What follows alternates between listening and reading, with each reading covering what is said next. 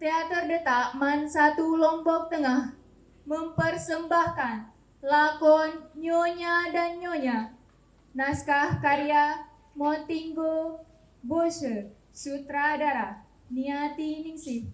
Pemain Wahyu Umbu Mulyawan sebagai Tuan Tabrin, Siti Raudah sebagai Nyonya Tabrin, Baik Nadia Arni Pujana sebagai Samira, Baik Yunita Hairun Nisa sebagai Sopina, dan Ahmad Alan Nizari sebagai polisi.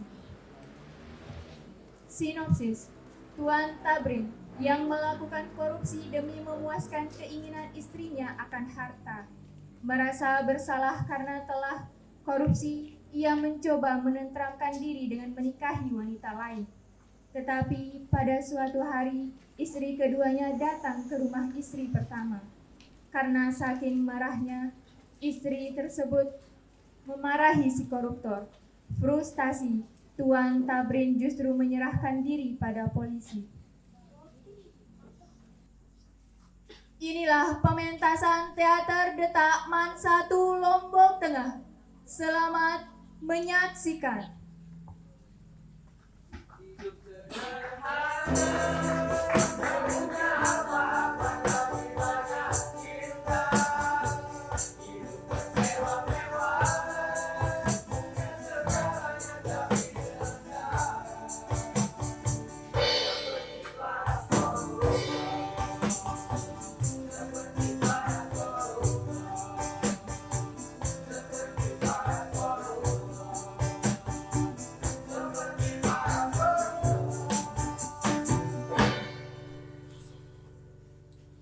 Sayang! Apa? Sayang! Apa? Aku telah disindir sekali lagi oleh tajuk rencana koran ini. Aku dan juga kau rupanya golongan OKB. Golongan OKB? Apa itu istilah OKB? OKB. OKB itu orang kaya baru. Ya, memang kita orang kaya baru. Tapi apa salah kita? Mereka bilang golongan kita ini mencari kekayaan dengan cara yang singkat. Dan jika ada uang, dipakai untuk konsumen, bukan untuk bangunan-bangunan atau pabrik-pabrik produktif. Ya, kenapa kau jadi susah karena sindiran itu? Soalnya aku punya uang. Tentu aku mau laba yang banyak. Dan aku ingin makmur sendiri. Apakah ini sesat, sayang? Barangkali, seperti yang aku baca di beberapa berita minggu, apa kehidupan ini terlalu mencolok? Itulah yang sering kubilang padamu. Tapi apa boleh buat? Kita sudah punya Lamborghini. Apakah ini salah, sayang? Ya, memang kita sudah punya Lamborghini. Tapi menurut pendapatku, kau tak usah gelisah dengan kejadian itu. Pergilah bekerja, jangan terlalu repot. Atau sebaliknya, mulai sekarang, jangan terlalu tekun baca koran. Aku bahkan, kalau bisa, tidak bertemu dengan manusia. Aku merasa aneh. Sampai dalam mimpi pun, aku diburu-buru. Semalam, aku bermimpi diborgol oleh polisi. Borgol, mungkin mana mimpi itu, kau akan selamat. Aku mulai sanksi. Apakah aku akan selamat atau tidak? Soalnya, aku sendiri yang takut. Aku merasa bersalah. Seperti seseorang yang menuruni jurang. Dan aku tidak akan mungkin naik ke atas bukit itu lagi. Oleh sebab itu, aku pergi ke dokter jiwa itu. Dan kukatakan semuanya. Apa kau telah mengatakan semuanya? Ya, telah kukatakan semuanya. Karena kemarin aku melihat ada seseorang menanyakan hal tidak-tidak di kantorku. Oleh sebab itu, aku pergi ke dokter jiwa itu. Di hadapannya, demi Tuhan, aku mengakuinya dengan jujur. Lalu kukatakan kepada dokter itu, "Dokter, apakah dokter bersumpah atas nama jabatan? Dokter, apakah dokter tidak akan membuka rahasiaku ini? Dan dokter itu menjawab, "Ya." Lalu kutanyai lagi, "Dokter, apakah dokter tidak akan membuka rahasiaku kepada polisi?" Dan kau tahu sayang, apa yang dikatakan dokter itu? Katakan, katakan. Dokter itu menjawab, "Ya." Tapi agak terlambat. Seperempat detik itulah yang membuat aku sangat tersiksa. Hampir saja tidak jadi kubuka rahasiaku. Tetapi telah kukatakan semuanya. Lalu, bagaimana kata dokter tentang kisah perempuan cantik yang hanya seorang pencuri tingkat tinggi itu? Aku tak ingat. Kenapa kau jadi gugup tiba-tiba? Oleh sebab itu, aku ditakdirkan dengan masa tua yang menggugupkan. Itu bukan takdir, itu kemauanmu sendiri. Bukan, itu bukan kemauanku sendiri. Kau juga ikut membonceng kemauanku. Sudahlah sayang, jangan marah-marah. Maksudku, kau juga ikut membonceng kemauan hidupku. Sebagai seorang istri, senantiasa ikut memikul tanggung jawab suaminya. Aku tak mau ikut memikul tanggung jawab dosa-dosamu. Kenapa kau jadi ganas seperti singa betina? Kau yang bulat. Tajuk rencana koran yang kau baca, kau limpahkan pula dosa-dosanya kepadaku. Kalau kau benar-benar berani, kau tulis surat kepada redaktur koran itu bahwa kau yang benar. Aku tak berani. Kau memang lagi banci. Jangan hina aku. Aku tak berani karena aku memang merasa bersalah. Aku adalah salah seorang yang suka membuat uang menjadi inflasi. Dan aku senantiasa senang di atas tumpukan uang panas. Kau tahu bahasa asingnya? Hot money. Oleh sebab itu, aku jauh dari hidupku yang dulu. Dulu, aku sangat menghormati kejujuran. Tetapi sekarang tidak. Dulu, aku menjadi sahabat sama orang. Tetapi sekarang menjadi musuh sama orang. Oleh sebab itu, aku mencari tempat yang teduh. Tempat yang benar-benar mengerti perasaanku sedang runtuh. Ya, tempat yang teduh. Apa rumah ini tidak teduh? Hah? Kuulangi sekali lagi, apa rumah ini tidak teduh? Kalau memang rumah ini tidak teduh dan aku tidak bisa mendinginkan jiwamu, carilah tempat lain yang teduh dan wanita lain yang lebih dingin seperti semangka. Bukan. Maksudku, tempat yang teduh di mana aku dapat menyebutkan dua. Dua.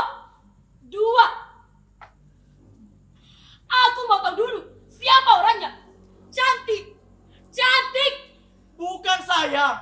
Maksudku, tempat yang teduh itu kalau tidak di kuburan, ya penjara. Apa yang bisa kau lakukan di kuburan? Begitulah sepengetahuanku. Kira-kira aku akan gugup menjawab dari pertanyaan malaikat. Hei Tabrin, apa saja yang telah kau lakukan di dunia? Hei Tabrin, berapa liter keringat rakyat yang telah kau peras? Hei Tabrin, berapa kilogram beras rakyat yang telah kau manipulasikan? Dan aku tak menjawabnya. Lalu aku ditendang ke neraka. Neraka terlalu panas buatmu. Kalau tidak di neraka, ya penjara. Apa yang bisa kau lakukan di penjara? Kau tak punya bakat untuk mengangkat pasir seperti dongeng yang kau hayalkan dahulu. Dan kau juga tak punya bakat untuk menyabet rumput. Di penjara, aku akan merenungi kesalahanku.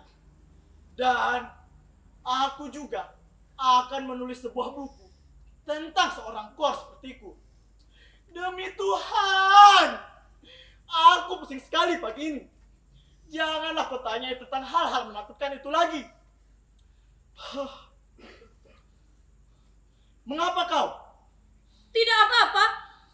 Lalu, mengapa kau berjalan ke utara, selatan, lalu duduk, lalu berjalan lagi? Aku sedang teringat sesuatu. Ketakutan ini membuat kita jadi semakin bodoh. Dulu, ya, ini kusebutkan karena aku teringat koleksi tasku. Ketika kita tahu seorang wanita cantik itu adalah pencuri, kita hampir menelpon polisi. Tapi akhirnya kita takut dan kita kehilangan beberapa biji benda berharga. Mengapa kau membuka tiba-tiba? Aku takut kepadamu. Kenapa? Gerak-gerikmu seperti seorang jaksa di pengadilan. Dan akulah terdakwa. Hei, kenapa kau ulangi tentang pencuri itu lagi? Kita bisa gila akhir-akhir ini sayang. Oleh sebab itu, aku pergi ke kantor. Dan di kantor pun, aku akan duduk tertunduk karena takut melihat muka manusia. Dan setiap telepon berdering, kuanggap saja panggilan masuk. Masuk kemana?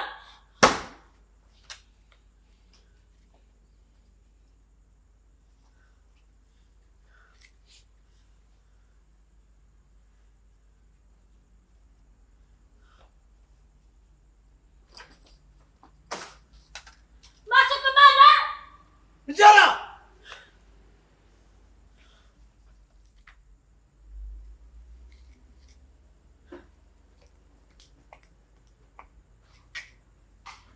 Sabina, rupanya dari tadi kau mendengar ocehan suamiku. Maafkan saya, Nyonya. Baru kali ini saya mendengar ocehan Nyonya. Itu disebabkan karena saya takut Nyonya akan dimarahi Tuan. Sabina, Iya, Nya. kau tahu dukun ampuh di Jakarta ini? Oh, di Jakarta ini Pina tahu, Nya. Tapi di Batu Jaya Pina nggak tahu. Dukun apa dia?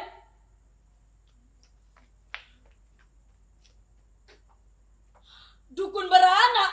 Dukun yang kumaksud adalah dukun yang bisa mengobati penyakit mengigau, kesurupan, atau sakit. Oh, apakah Tuan sudah? Eh,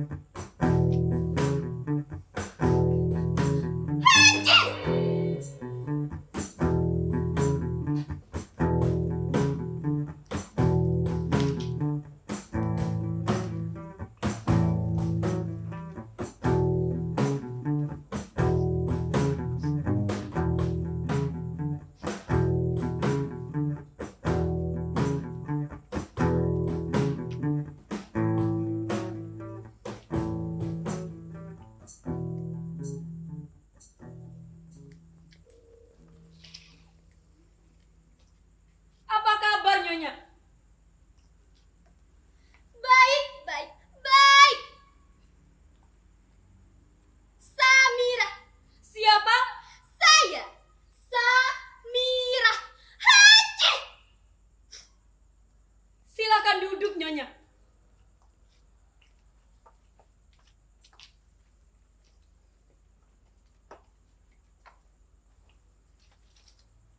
Dari mana rupanya?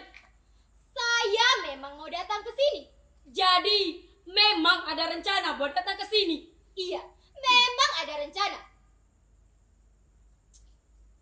Apakah Nyonya yang Nyonya Tabrin? Ya, saya adalah Nyonya Tabrin yang sah. Barangkali saya datang terlalu pagi. Mereknya Omega. Ini baru saya beli. Maaf, saya datang ke sini bukan untuk membeli jam. Kalau begitu,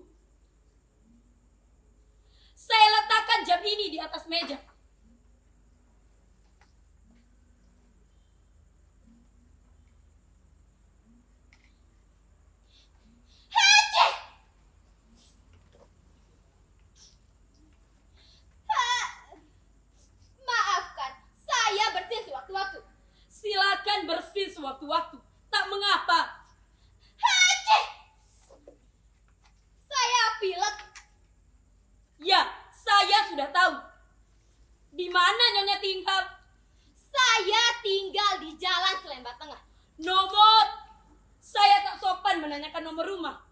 Sopina, Iya, Nya. tolong buatkan nyonya ini kopi susu. Oke, Nya. Ada keperluan apa rupanya? Saya akan merundingkan sesuatu. Tapi setelah saya datang ke sini, saya agak lega. Mungkin saja Nyonya bisa dibawa berunding. Boleh saja, boleh saja. Sedangkan dengan Belanda pun kita akan berunding. Begini, Nyonya. Saya menderita penyakit pilek belakangan ini. Haji!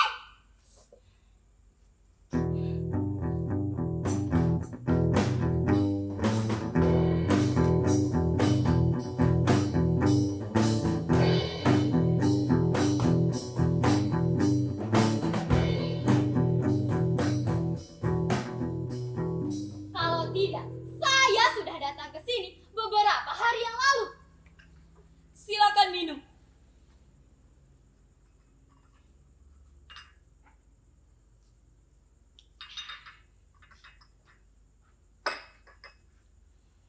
Saya gembira karena dapat menemui rumah ini. Saya juga gembira karena dengan kedatangan nyonya kita dapat berdiskusi tentang lelaki.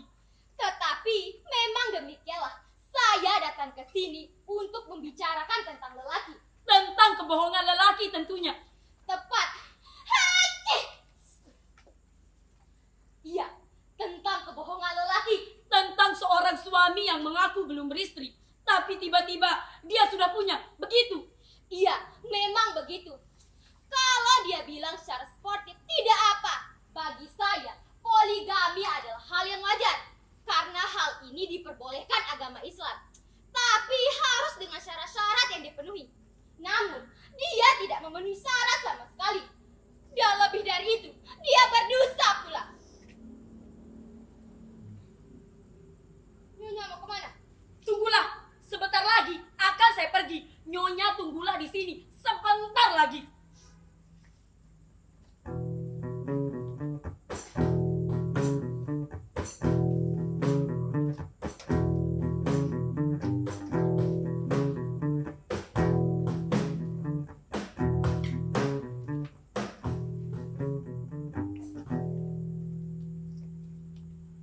Nyonya,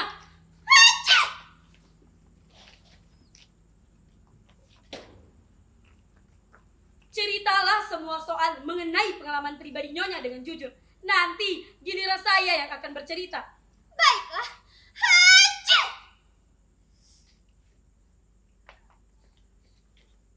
Sopina, jangan sembunyi di balik pintu. Siapa yang bersembunyi di balik pintu? Pesuruh saya. Oh, orang seperti itu mudah sekali terkejut. Memang demikianlah halnya. Pertama kali saya akan menceritakan nasib saya sebelum berjumpa dengan dia. Saya adalah perempuan yang taat beragama. Jadi, saya tidak begitu saja lekas tergoda apabila melihat seseorang yang menderita. Karena itu saya menaruh simpati. Dan kalau perlu menolong dia agar kembali menjadi manusia normal. Penyakit apa yang dideritanya? Paru-paru. Bukan, tetapi jantungnya. Mungkin jiwanya lah yang sakit menurut tafsiran saya. Lalu, setelah Nyonya kasihan benar kepadanya, lalu Nyonya berusaha menjadi segumpal es yang bisa mendinginkan jiwanya. Begitulah perbandingannya.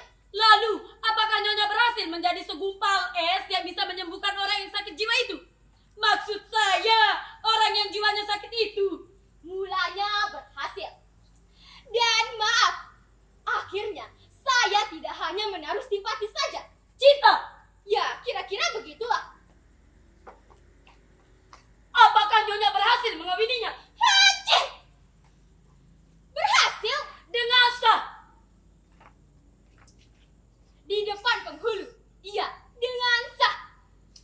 Tapi maaf, Nyonya jangan tersinggung. Oh, sama sekali tidak. Haji! Mulanya, saya tidak tahu bahwa dia begitu pendusta. Saya juga tidak tahu bahwa segala harta benda yang dibelikannya itu adalah halal. Barulah saya tahu belakangan ini, karena dia telah berbuat sesuatu yang batil. Tetapi, itu tidak menyakiti hati saya. Yang menyakiti hati saya adalah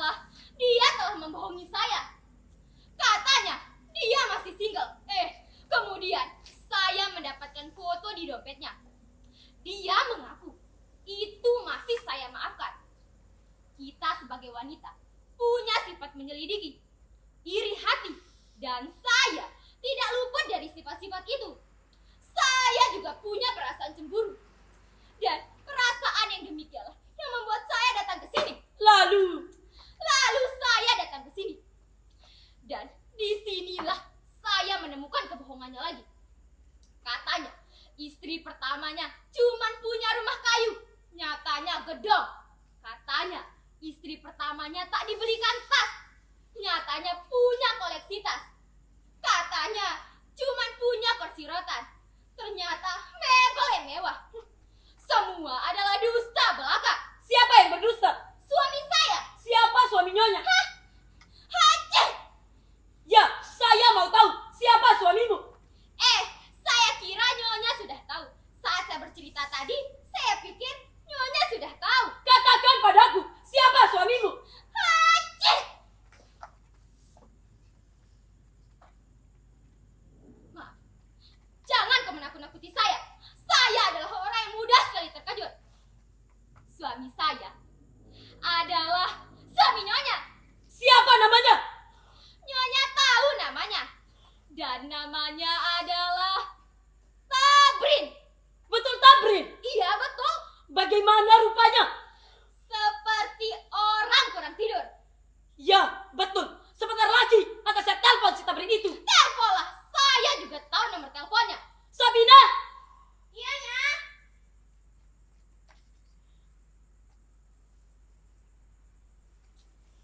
Apa yang Nyonya bisikan dengan pembantu itu? Soal-soal pribadi. Tapi saya tersinggung. Cepat sedikit ya, Bina. Iya, Nya. Nyonya memang manis, tapi kita buktikan nanti.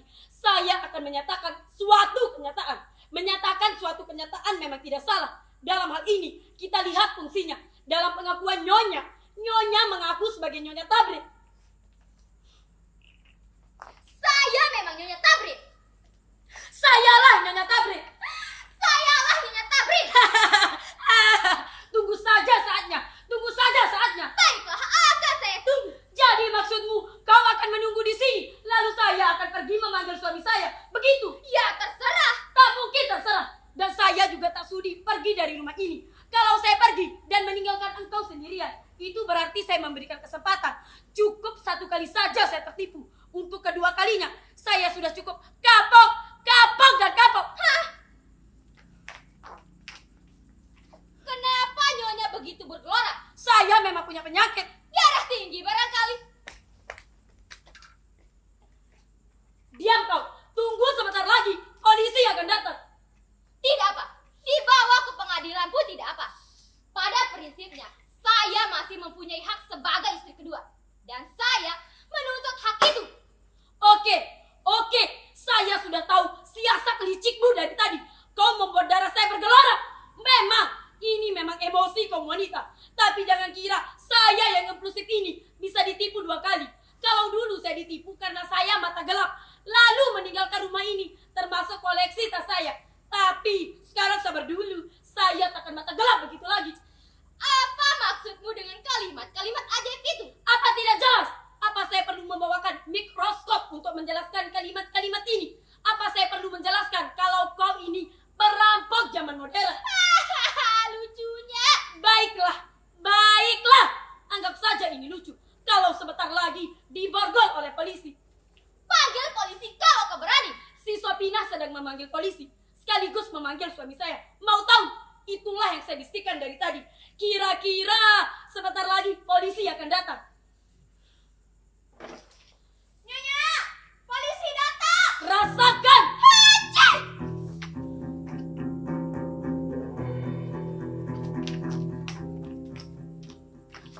Tangkap dia, Pak! Tunggu dulu. Ada apa ini? Tadi kau bilang boleh panggil polisi. Sekarang ini polisinya. Tangkap dia, Pak! Boleh saya lihat kartu penduduknya? Kartu penduduk saya tertinggal, Pak. Nah, mana pula ada perampok yang punya kartu penduduk. Jangan tanya-tanya lagi, Pak. Tangkap dia. Sabar, Dia Nyonya. Saya sudah tak sabar lagi, Pak. Tangkap dia. Tapi dalam hal ini kami memerlukan ketelitian dan kesabaran, Nyonya.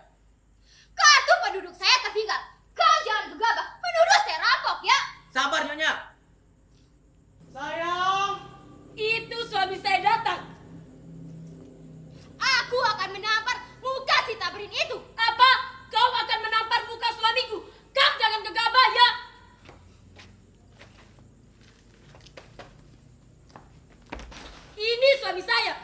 Ini juga suami saya. Katakan padaku, benarkah dia istrimu? Kau pembohong, penipu. Kau jangan hina suamiku ya. Kau yang pembohong. Kau datang ke sini dengan berpura-pura menjadi Nyonya Tabrin, tapi perampok di siang bolong. Memang kita pernah ditipu seperti kejadian sekarang ini. Dia memang. Tutup mulutmu, Tabrin. Aku punya bukti-bukti yang sah bahwa aku adalah istrimu. Apakah Nyonya punya keterangan lain sebagai bukti? Sebentar. Saya ada membawa surat nikah. Surat binatu ini juga bisa jadi bukti, Pak. Lihatlah, Pak Polisi. Nama siapa yang tertulis?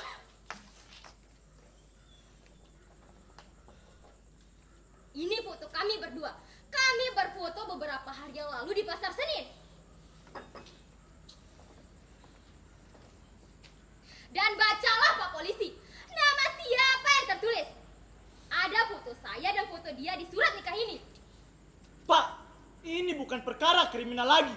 Ini sudah soal pref rumah tangga. Dan saya akan menyelesaikannya sendiri.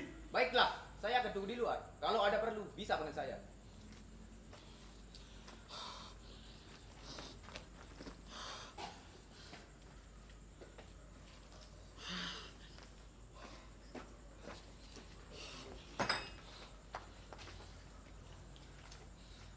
Kenapa kau datang ke sini dan bikin gara-gara? Jadi, memang benar dia istrimu. Kau telah membohongi dia dan telah membohongiku. Kau telah menghina aku dan hampir saja aku tertangkap. Kalau tidak membawa surat nikah. Kau memang lelaki banci. Aku minta cerai. Baiklah, aku mengaku bahwa aku memang bersalah. Dan Samirah ini adalah istriku. Tapi coba sabar sayang. Jangan panggil aku sayang lagi. Aku tak sudi bersamamu. Aku juga sudah tak sudi. Sebenarnya tak terniat olehku untuk berbuat begini. Jadi maksudmu kau telah membohongiku dengan mengatakan kau sungguh-sungguh dan benar dalam mencintaiku. Kau telah membuat darahku bergelora. Ini memang emosi kaum wanita. Tapi kalau begitu, tinggalkan aku dan pergilah dengan dia. Aku tak sudi lagi bersama dia. Dengar. Memang aku telah membohongi kalian berdua. Otakku sedang sakit. Sejak datangnya maling waktu itu, aku mendapatkan suatu inspirasi untuk kawin lagi. Lalu aku pernah katakan bahwa kau tidak akan menentang poligami. Lalu kenapa sekarang ramai-ramai? Memang aku tak menentang. Kalau itu dikehendaki suamiku. Tapi aku mau yang adil, yang sportif demi ketentraman jiwamu. Memang aku kawin lagi dengan maksud untuk mencari ketentraman jiwa. Awalnya aku menikah dengan Samirah ini, jiwaku menjadi tentram. Ketakutanku akan dipenjara agak menjauh. Tetapi setelah Samirah mendapatkan selesma dan bersin setiap saat, aku menjadi kalut. Aceh, kau menghina aku ya? Ini bukan penyakit asma. Bersin ini timbul karena cuaca buruk. Kukatakan sekali lagi, aku tidak sudi bersamamu dan pergilah dengan dia. Aku sudah tak sudi lagi menerima dia. Jadi kalian berdua telah bersekongkol untuk memboikot aku ya? Iya, aku tak sudi lagi kawin dengan koruptor. Jangan panggil aku dengan julukan kor seperti itu. Memang kau koruptor. Aku punya bukti-bukti untuk membawa engkau ke pihak yang berwajib. Aku juga punya bukti untuk menyeret dia ke Diam! pengadilan. Panggil polisi tadi. Tunggu dulu! Panggil saja polisi tadi. Tunggu dulu! Kalian jangan menyeretku kepada polisi, kepada pihak yang berwajib. Aku sendiri punya kaki untuk pergi ke sana. Coba panggil polisi tadi. Baik, sebentar lagi akan kupanggil polisi. Tapi aku akan mengatakan kata perpisahanku. Memang aku telah melakukan banyak tindakan-tindakan melanggar hukum, merugikan warga dan negara. Tetapi semua itu kulakukan untuk kesenangan hidup kalian. Dan semua itu juga atas ronrongan kalian. Kau juga menikmatinya. Memang aku menikmatinya juga. Tapi jiwaku tidak aman. Jiwaku seperti digigit semut-semut tajam. Dan aku mengaku aku telah melakukan banyak korupsi. Akhir-akhir ini aku sadar kawin lagi membuat tambah banyak masalah. Buktinya seperti kejadian sekarang ini. Aku juga mengaku aku seorang hipokrit, munafik, murtad dari negara dan bangsa. Tapi aku tak apa. Kukira lebih baik kubayar dengan masuk penjara. Sebentar lagi aku akan menggunakan uniform oranye dan menyapu di jalan raya Salemba. Lalu kalian akan menontoni aku jadi tawaan sahabat-sahabatnya. Dan juga kalian akan mentertawakan aku dengan hina. Sebentar lagi aku akan menyerahkan diri kepada polisi. Nita, kami tak butuh orang macam kau lagi. Aku tak peduli. Biarlah kau diborgol. Biarlah kau makan rangsuman penjara.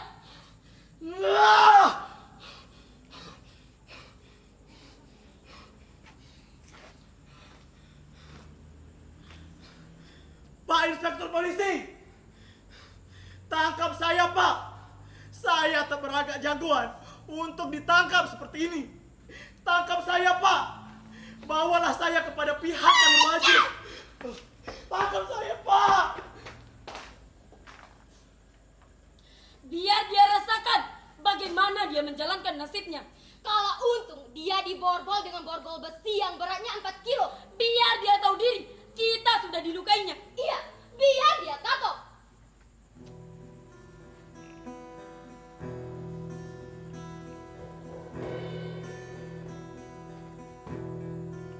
Barangkali sekarang dia sudah sampai. Barangkali sudah ditanyai. Barangkali tidak ditanyai, tapi langsung dikirim ke pengadilan. Tak mungkin. Dia ditahan dulu. Dia diadili dulu. Kemudian hakim akan memutuskan berapa tahun dia akan dipenjarakan. Untung-untungan 15 tahun. 30 tahun saja tidak apa. Tapi hatiku menjadi sedih. Apa yang kau pikirkan lagi? Aku memikirkan nasibku kalau Tabrin dipenjarakan. Bagaimana? Bagaimana nasib kita? Seperti yang dia katakan dalam kata perpisahan, rumah ini akan disita. Mobil Lamborghini-ku akan disita. Koleksi tasku akan disita. Dan mungkin baju-baju yang baru aku beli akan disita. Nyonya, katakan kepadaku sekali lagi apa yang Nyonya katakan tadi. Rumah ini akan disita. Tentu rumahku juga. Mobil Lamborghini-ku akan disita. Mobil Alphardku akan disita. Kita akan compang-camping. Iya, kita akan compang-camping. Kita bisa kelaparan. Bisa jadi kita ikut mengantri beras di TSP bersama warga-warga yang lain. Itu kalau kita masih ada uang. Kalau tidak, Kita kelaparan. kita bisa kelaparan. Dan kemudian kita akan mati.